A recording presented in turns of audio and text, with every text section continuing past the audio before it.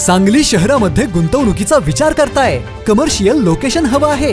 स्वतःलाच व्यवसाय करायचा आहे किंवा नामांकित ब्रँड्ससाठी भाडे तत्वावर द्यायचं आहे? मग डोळे झाकून एकच पर्याय, श्री राजलक्ष्मी मॉल. सांगली जिल्ह्यातील नामांकित, अनुभवी व सुप्रसिद्ध श्री राजलक्ष्मी ग्रुप यांचे श्री राजलक्ष्मी मॉल. एकाच छताखाली branded showrooms, restaurant, gym, food court, multiplex theatre, club house, game zone. नुसता मॉलच नाही तर लवकरच सांगलीमधील multi branded entertainment centre. Shri Rajalakshmi mall मध्ये आपली गुंतवणूक करा आणि मिळवा प्रचंड परतावा आणि प्रचंड फायदा. श्री राजलक्ष्मी ग्रुप आता पुण्यामध्ये देखील. अनेक गुंतवणुकींचे पर्याय उपलब्ध.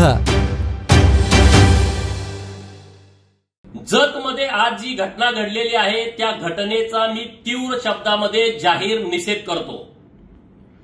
ज्या एपीआयनं हा प्रकार केलेला आहे त्या एपीआयला सुतासारखा सरळ करण्याची व्यवस्था केली जाईल.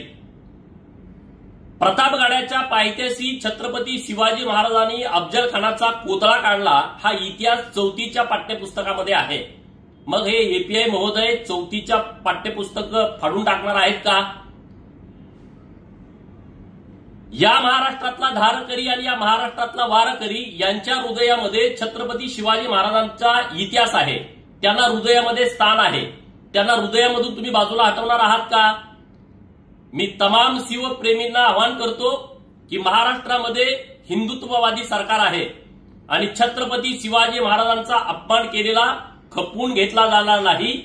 ज्या एपीआयनं हा उद्योग केलेला आहे त्याच्यावरती निश्चितपणे कारवाई होईल. मी राज्याचे मुख्यमंत्री माननीय देवेंद्र फडणवीस साहेबांच्या कानावरती ही गोष्ट घातलेली आहे.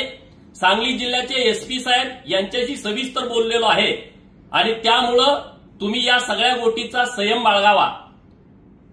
ज्या एपीआयनं हे कृत्य केलेलं आहे त्याच्या पाठीमागं कोणी राजकीय शक्ती आहे का याची सुद्धा चौकशी झाली पाहिजे.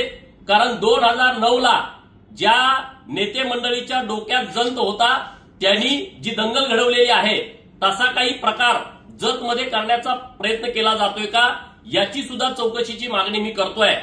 आणि जो कोणी छत्रपती शिवाजी महाराजांचा अपमान करेल आणि मग तो कोणीही असेल तर त्याला गुडघ्यावरती बसवून त्याला नाक टेकून महाराष्ट्राची माफी मागवायची व्यवस्था आणि तशी यंत्रणा आम्ही उभी केल्याशिवाय राहणार नाही. जय भवानी,